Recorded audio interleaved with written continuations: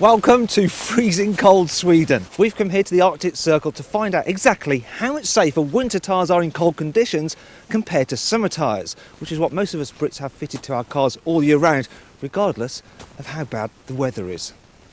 To do this, we'll be conducting a number of tests to see how a car performs on each type of tyre in the snow. For consistency, we're using the same brand of rubber and the exact same make and model of car. The red Seat Leon is on the summer tyres, while the white one, winter tyres. So, what's the difference? Compared to summer tyres, winter tyres are made from rubber which stays soft at lower temperatures, while their more complex tread pattern helps grip onto snow.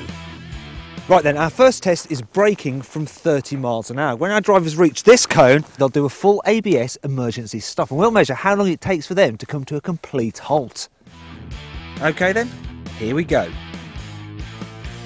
The white car stops easily, while the red one carries on for ages. The car with winter tyres on took 27 metres to stop, but the one with summer tyres, 85 metres. That's more than 3 times the distance. And if you think that's scary, consider this. At the point the white car had stopped, the red one was still doing 25 miles an hour. The next test is about traction, to find out how easy it is to get moving on each set of tyres. So we're going to have a drag race with a difference and time how long it takes each car to get up to 30 miles an hour.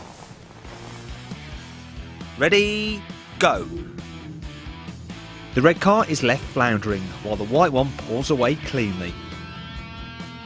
In fact, thanks to its winter tyres, it manages to get to 30 and stop again, while the red car is still way off its target speed. Our final test is about making an emergency manoeuvre. When our cars reach this gate, the drivers will suddenly apply half a turn of lock as if something stepped out of the road in front of them and they're trying to avoid it. First up, winter tyres. The white car responds to the sudden steering input, almost as though it's on a dry road. Now for the summer tyres. This time the driver turns the wheel, but little happens. In fact, the car pretty much ploughs straight on. Well then, I think the evidence is pretty conclusive, isn't it? If you want to make yourself as safe as possible in snowy conditions, you need to get yourself a set of these winter tyres, because quite frankly, these summer tyres aren't up to the job. However, experts reckon we could benefit from winter tyres even when it isn't snowing, as they improve braking in the wet at temperatures of 7 Celsius or below, which it is in Britain between October and March. To test this theory out, we've come to Continental's proving ground in Germany, where the climate is pretty similar to that in the UK. With us is David Qualby. He's the chairman of the RAC Foundation and wants to see for himself whether British drivers should consider running winter tyres for half the year. So he's going to conduct an experiment for us. We're going to see how long it takes our car to brake from 50 miles an hour in the wet on first the winter tyres and then the summer tyres. With the temperature of the air and track below 7 degrees, we're good to go. So let's start with the winter tyres. Once up to speed, David is going to hit the brakes when he reaches the cones. On winter tyres, the car stops in 35.5 metres, which is impressive. But what happens when we change the car onto summer tyres? Let's find out.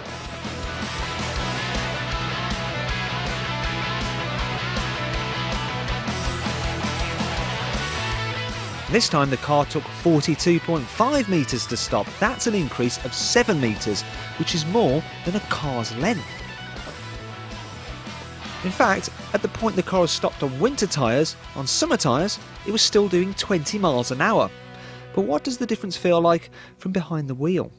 The summer tyre felt like it normally does when you're having to do an emergency brake. You kind of judders to a halt a bit, but you get there and it's fine. The real difference with the winter tyre, which really struck me, was not only that you stop in quite a significantly shorter distance, but it feels much more stable. So then we've seen that winter tyres not only improve safety in the snow, but also when it's wet and cold.